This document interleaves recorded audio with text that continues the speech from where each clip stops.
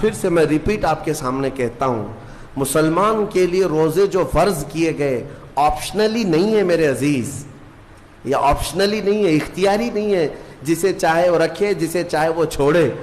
ہاں ہمارے ہاں معاشرہ ایسے ہی ہے نا، ہاں صبح اٹھ کر کے لوگ پوچھتے رہتے ہیں روزہ ہے، روزہ ہے، کیوں پوچھ رہے ہو روزہ ہے؟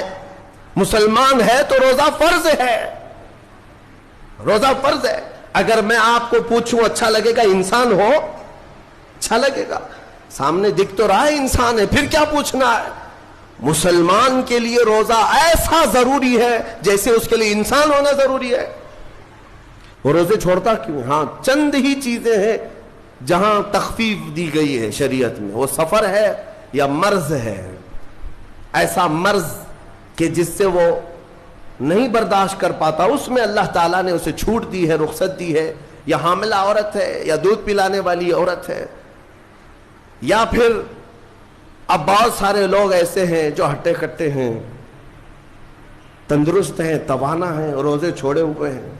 میرے عزیز، سب ہونے کے بعد اگر روزہ چھوڑنے کی کسی کو رخصت ہے نا، تو صرف ان عورتوں کو جن کی ماہواری آتی ہے مہینے میں یا بچے کے بعد، حیض و نفاس والی عورتوں کے لیے روزہ نہیں ہے۔ تو میں ان لوگوں سے پوچھتا ہوں، کیا تمہاری بھی ایسی کیفیت ہے جو تم روزہ چھوڑے گھوم رہے ہو؟ ناپاک ہو؟ ناپاکی آئی ہے؟ نہیں ہے تو پھر کیوں روزہ چھوڑتے ہو؟ ایک روزے کو چھوڑنے کی سزا حدیث میں بتائی گئی 900 سال دوزخ میں رکھا جائے گا۔ 900 سال۔ اب کیلکولیٹ کرو، اگر تمہاری زندگی کے روزے قضا ہیں تو کتنے 100 سال جائیں گے۔ اسی لیے میرے عزیزو، جب تک طاقت ہے روزے فی الحال کے رکھو ہی رکھو، اگر پیچھے کے چھوٹے ہیں تو اسے بھی پہلے کمپلیٹ کر لو، ورنہ قیامت کے دن کی سزائیں نہیں برداشت کر پاؤ گے، بھگت نہیں پاؤ گے۔ یہ ہم جو بار بار کہتے ہیں آپ کے روزہ رکھنے سے میرا کیا ہے، ہم تنبیہ صرف اس لیے کرتے ہیں کہ قیامت کے دن اللہ تعالیٰ کے عذاب میں گرفتار نہ ہو جاؤ، عذاب میں گرفتار نہ ہو جاؤ۔ اور ہمارے بزرگوں نے ہمیں تعلیم دی ہے کہ اللہ تعالیٰ جب 11 مہینے کھلاتا پلاتا ہے، اور وہی مولا 1 مہینہ اگر حکم دے تو یہ کس قدر بندے کی ناانصافی ہے کہ اپنے مولا کے حکم کو پیٹ پیچھے ڈالتا ہے اور پھر کھاتا پیتا رہتا ہے۔ کیا اسے اپنے رحمان کی رضا کی اتنی بھی فکر نہیں ہے کہ یہ میرے مولا کی رضا ہے روزہ؟ اسی لیے تو اس مولا نے فرمایا روزہ میرے لیے ہے اور اس کی جزا کچھ نہیں، میں خود بندے کا ہو جاؤں گا۔ الصوم لی وانا اجزا بہ، اور ایک حدیث میں اجزی بھی پڑھا گیا، یعنی روزہ میرے لیے ہے اور میں ہی اس کی جزا ہوں، میں ہی اس کی جزا ہوں۔ مطلب یہ ہے کہ دوسرے اعمال کی جزا میں جنت ہے، محلات ہے، الگ الگ ثواب ہے، لیکن روزے کے متعلق مولا نے فرمایا میں خود ہی اس کی جزا ہوں۔ تجھ سے تجھی کو مانگ کر مانگ لی ساری کائنات، جس کا خدا ہو گیا اس کی ساری کائنات۔ میرے عزیزوں، اللہ تبارک و تعالیٰ اگر کسی بندے کا ہے تو پھر اس کے کیا کہنے۔ اچھا، ایک اور اس میں حکمت یہ ہے، روزہ جو رکھا جاتا ہے یہ بندے اور اللہ کے بیچ کا راز ہے، دوسرے کسی کو پتہ نہیں۔ میرا روزہ آپ کو نہیں معلوم، آپ کا روزہ مجھے نہیں معلوم۔ چہرہ دیکھ کر کے کچھ بھی کہا جا سکتا ہے، ہاں چہرہ دیکھ کر کسی کا روزہ پتہ چلے گا؟ آپ کل سحری کر کے نیت کر کے روزے سے آئے ہیں، کسی کی پیشانی پہ تو لکھا نہیں ہے کہ یہ روزے دار ہے، آپ نے کہا ہم نے مان لیا، لیکن حقیقت کیا ہے یہ تم جانو گے، اللہ ہی جانے۔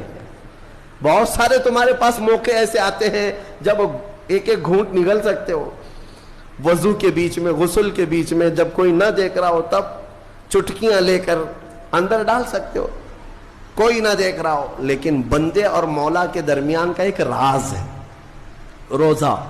اسی وجہ سے ایک حدیث میں ملتا ہے قیامت کے دن جب ایمان والوں کو جمع کیا جائے گا اور جن کی بخشش ہو جائے گی تو ان میں ایک جماعت ایسی ہوگی جو جنت کی طرف اڑتے ہوئے جا رہے ہوں گے اور جنت میں پہنچ جائیں گے، کسی کو نظر نہیں آئیں گے، بہت تیزی سے وہ جنت پہنچ چکے ہوں گے۔ باب الریان ایک دروازہ ہے جو صرف روزے داروں کے لیے، جن کے روزے اللہ کی بارگاہ میں پسند آ گئے، وہ دروازہ صرف ان کے لیے، وہاں پہنچ چکے ہوں گے۔ بہت سارے اہل اللہ، بڑے بڑے مقامات والے وہاں موجود ہوں گے، پوچھیں گے تم کہاں سے آئے، کون سے راستے سے آئے؟ نہ وہاں نظر آئے، نہ راستے میں نظر آئے، یہاں کیسے پہنچے؟ تو وہ کہیں گے کہ اللہ تبارک و تعالیٰ نے ہمیں روزوں کی وجہ سے یہ مقام دیا۔ رب تعالیٰ کی طرف سے ارشاد ہوتا ہے کہ ان بندوں نے دنیا میں جو روزہ رکھا تھا وہ سب سے چھپا ہوا تھا، کسی کو پتہ نہیں تھا روزہ ہے یا نہیں، اس لیے جب میں نے ان کے روزے قبول کیے تو سب سے چھپا کر انہیں جنت کی طرف بھیج دیا۔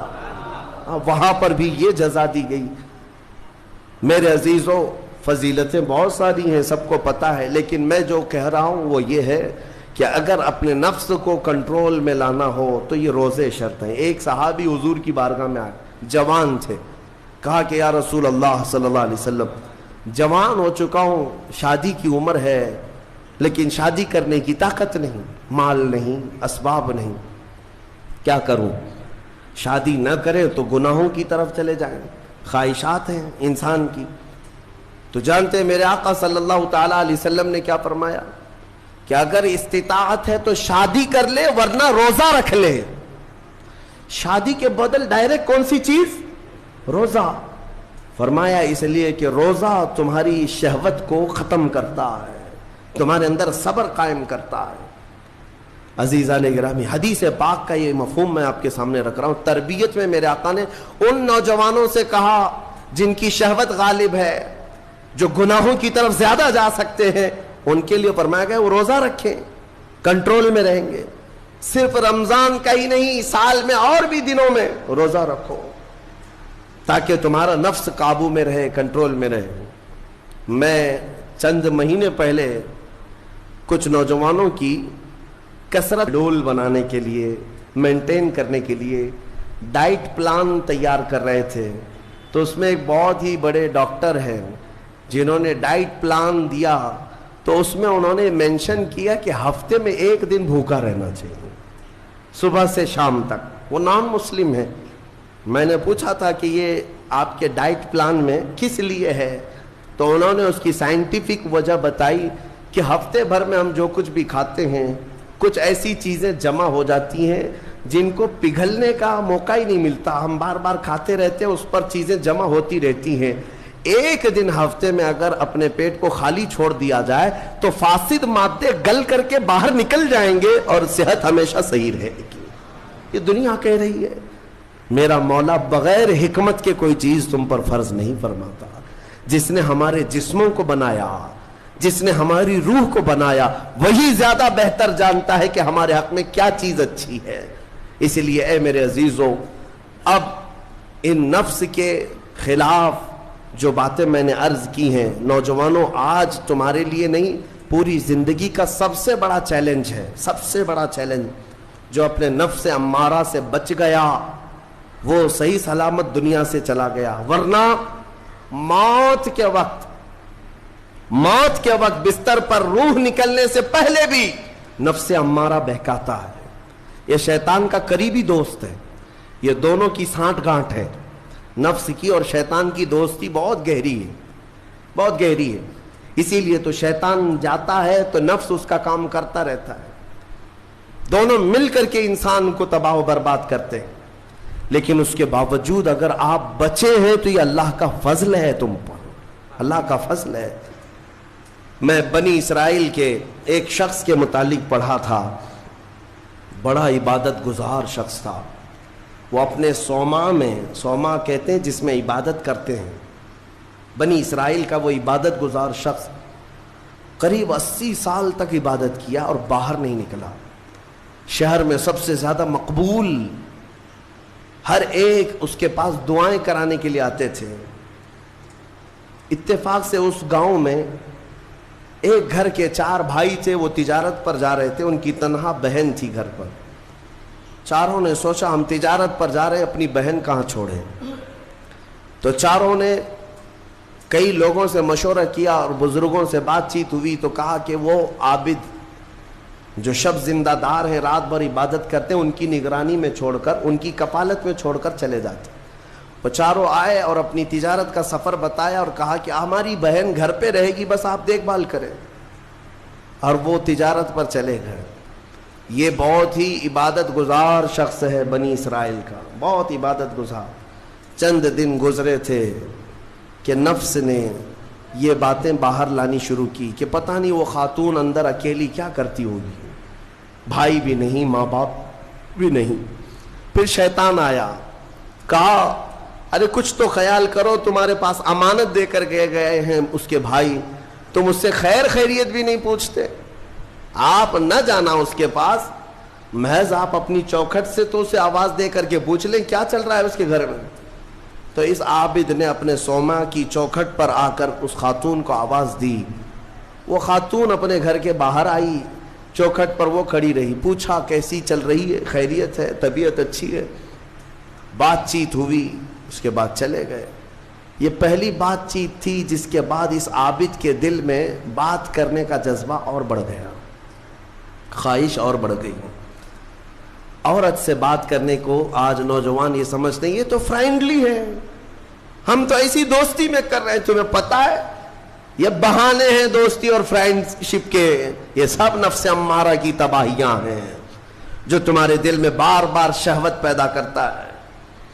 اب اس 80 سالہ عبادت گزار شخص کا حال یہ تھا، دوسرے دن صبح پھر سے باہر چوکھٹ پہ آیا، اس خاتون کو بلایا بات چیت کے لیے، وہ پھر بات چیت کرنے لگی، ادھر سے بھی بات ادھر سے بھی بات۔ چند دن گزرے کہ اب گھنٹوں بات ہونے لگی، خیر خیریت چھوڑو، گھنٹوں بات ہونے لگی، عبادت میں بھی فرق پڑ گیا۔ ایک خاتون کی طرف، ایک عورت کی طرف دل کا میلان بڑھتا چلا گیا۔ یہ نفس ہے، نفس ہے، جہاں پیٹرول ہو اور پھر آگ ہو، ایسا نہیں ہو سکتا کہ دونوں میں ایک بھی ادھر سے ادھر ہو جائے تو آگ نہیں لگے گی، بھڑکے گی نہیں۔ میرے عزیزو، اس کے بعد کئی دن ایسے ہونے کے بعد شیطان ایک بزرگ کی شکل میں آ کر اس عابد سے کہا کیا کھڑے کھڑے بات کرتے ہو، اس کے گھر جاؤ، بیٹھو، تسلی دو اس کو۔ یہ عابد اپنے سوما سے 80 سال بعد باہر نکلا تھا اور اس خاتون کے گھر گئے، اور کھانا پینا ساتھ ہوتے ہوتے یہ نوبت یہاں آئی کہ زنا کر لیا۔ 80 سالہ عبادت گزار شخص زنا جیسی نحوست میں مبتلا ہو گیا، منہ کالا کر لیا۔ اب اس کے بعد اپنے سوما واپس آیا، اس کو تو ایسا لگا کہ میں تو مزے میں ہوں، بھائی بھی نہیں ہے اس کے، کوئی نہیں ہے، لیکن اس عورت کا حمل ٹھہرا، وہ حاملہ ہو گئی۔ اب اس کو ڈر لگا کہ اس کا حمل ہو گیا، کیا کیا جائے؟ نفس بھڑکاتا رہا، شیطان بھی ساتھ دیتا رہا۔ شیطان آیا اور اس نے کہا کہ ایک کام کرو، اس کا گلا گھونٹ کر مار ڈالو ورنہ تمہاری بدنامی ہوگی۔ یہ عابد اس کے گھر گیا، رات کو اس کے ساتھ تنہائی پا کر کے اس کا گلا گھونٹ دیا اور عورت کو ختم کر دیا۔ قتل دوسرا گناہ، اور اس کے بعد اسی گھر میں گڑھا کھود کر کے دفن کیا۔ چوری کو چھپانا پھر سے گناہ، زمین کو صاف کر دیا۔ واپس اپنی عبادت گاہ میں آیا، جب وہ بھائی اس کی تجارت سے واپس آئے، پوچھا ہماری بہن کہاں ہے؟ تو یہ رونے دھونے لگا، کہا تمہاری بہن بڑی بیمار ہو گئی تھی، علاج کرایا، نہیں بچ سکی، انتقال ہو گیا، قبرستان میں میں نے دفن کروا دیا، اور جھوٹ موٹ ایک قبر کے پاس لے گیا اور کہا یہ تمہاری بہن کی قبر ہے۔ بھائی روتے رہے، اپنی تنہا اکلوتی بہن کو یاد کر کے واپس آئے۔ بات یوں ہی گزر گئی، لیکن نفس کی تباہ کاریاں چھپتی نہیں ہیں، یہ کالے کرتوت کبھی پوشیدہ نہیں رہتے۔ پھر ابلیس ان 4 بھائیوں کے پاس گیا اور کہا تمہیں پتہ ہے تمہاری بہن کہاں ہے؟ کہا وہ تو انتقال ہو گئی، اللہ کو پیاری ہو گئی۔ کون کہا؟ کہا اس عابد نے کہا۔ کہا وہ جھوٹ بولتا ہے، اس نے تمہاری بہن کے ساتھ منہ کالا کیا، زنا کیا اور گلا گھونٹ کر مارا اور اسی گھر کے اندر دفن کیا ہے، کھود کر دیکھ لو۔ ابلیس نے ان بھائیوں کو سب بتایا، اور جب ان بھائیوں نے زمین کھودی تو لاش سڑی گلی موجود تھی۔ اللہ اکبر! اب زمین کے پیروں کے نیچے زمین کھسک گئی۔ کیا اللہ والا ایسا بھی کر سکتا ہے؟ اتنا عبادت گزار؟ پھر لوگوں کو جمع کیا گیا، سبوں نے دیکھا تو اس کے بعد غصے میں سارے لوگ بپھر گئے اور سب کے سب ٹوٹ پڑے اس صومعہ پر اور اسے کھینچ کر کے باہر لایا گیا اور اس سے پوچھا گیا. اخیر میں مار توڑ کے بعد اس نے اقرار کر لیا کہ ہاں میں نفس کے دھوکے میں آ گیا تھا, مجھ سے یہ گناہ ہو گیا ہے, غلطی ہو گئی ہے. ساری قوم نے مل کر اس کا چہرہ کالا کیا اور اس کو پھانسی پر چڑھایا.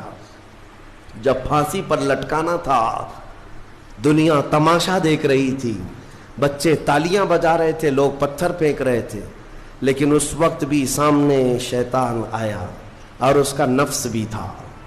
یہی نفس امارہ ہے. دونوں نے مل کر کے کہا کہ اے عابد اب بھی تیری حفاظت ہو سکتی ہے, بچ جائے گا تو اس پوری بلا سے تجھے ہم نکال لیں گے. اس نے پوچھا کیسے؟ کہا دیکھ تو جتنی عبادت خدا کی کیا 80 سال, اس خدا نے تجھے کچھ نہیں رکھا, اس حالت تک لے آیا. کاش تو ہماری عبادت کر لیتا, ہمیں خدا مان لیتا تو چٹکی میں تجھے نکال لیتے. نفس کی سن لیا اس عابد نے, کہا صحیح بات ہے, اتنے سالوں تک خدا کی عبادت کرتا رہا پھر بھی پھنسا ہوں, کچھ بھی اچھا نہیں ہو رہا ہے میرے ساتھ, ایک غلطی ہوئی اس کی سزا ہی ہو رہی ہے, نفس صحیح کہہ رہا ہے. اس نے اپنے نفس کی مانی اور شیطان سے کہا تو ہی میرا خدا ہے, تجھ سے میں سجدہ کروں, مجھے اس بلا سے نکال لے. جیسے ہی اس نے یہ کہا شیطان تالیاں مارتا ہوا چلا کہ میرا کام مکمل ہو گیا. ادھر لوگوں نے اسے پھانسی پر چڑھا دیا. ابتدا آنکھوں سے شروع ہوئی, باتوں سے شروع ہوئی اور کفر پر خاتمہ ہوا. موت کس بات پر ہوئی؟ کفر پر موت ہوئی. لوگ ہلکے میں لیتے ہیں کہ یہ یوں ہی مزے کی زندگیاں ہیں. میرے عزیزوں, نفس سے الرٹ رہو. اس نفس نے اچھے اچھوں کا تقوی بھسم کر دیا, کئی لوگوں کی عبادتیں ضائع کر دیں. عورت کے فتنے سے, مال کے فتنے سے, حرص لالچ کے ذریعے سے اس نے ایمان کو تباہ کیا ہے. اور پھر میں آخر میں یہی کہتا ہوں, اس نفس کو اگر کوئی کنٹرول کر سکتا ہے تو اللہ کا یہ پیارا مہمان رمضان المبارک